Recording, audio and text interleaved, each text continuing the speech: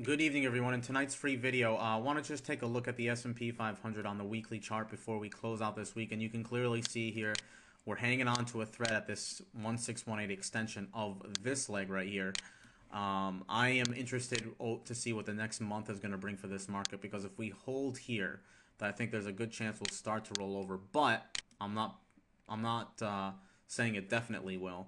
I've gotten a lot of questions about, well, if you think this market's going to pull back, what's the best way to play it? The thing is timing this is one of the more difficult things to do, because, you know, we've been grinding here for a long time and just barely moving slowly, 5-10 points range for the last couple of months. So timing this is not the easiest thing. Now, to play it with, there's a couple things you can play it where time isn't a factor. So, you can obviously do stock, but that's going to be the most unleveraged position. You can do futures, which is fine, but again, that's a super leveraged position, so some people may not be able to do it. The problem with doing something like this with options is you have to, as this kind of just sits around, your time is being eroded.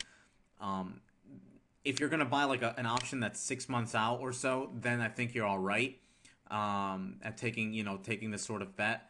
But if you're not comfortable doing that, then your best bet is probably either trade it with stock or trade it with futures. Okay. I still do believe that we are in the midst of pulling back here. It's just, we don't know when it's going to happen.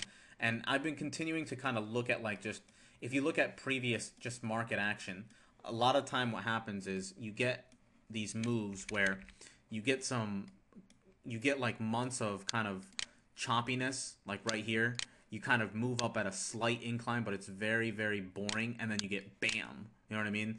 And I think that that's what we may be heading into. You get, 1, 2, 3, 4, whatever this is. You get a lot of, and it moves without question. It moves, but it's not a huge move, and it's not really fast. It's not like this, what we've been used to seeing over the last few years. It's very slow and boring, and then you get like, you get months where it takes months for this to happen, and then like a couple of weeks it gives, 30-40% of it back, sometimes even more, right? So like that situation here, and you can just see it happens a lot. You get this, for example, right here. This is like a 6-month move from here to there, and you can see this portion of it was super choppy, and then boom, 2 months time, give about 75% of it back.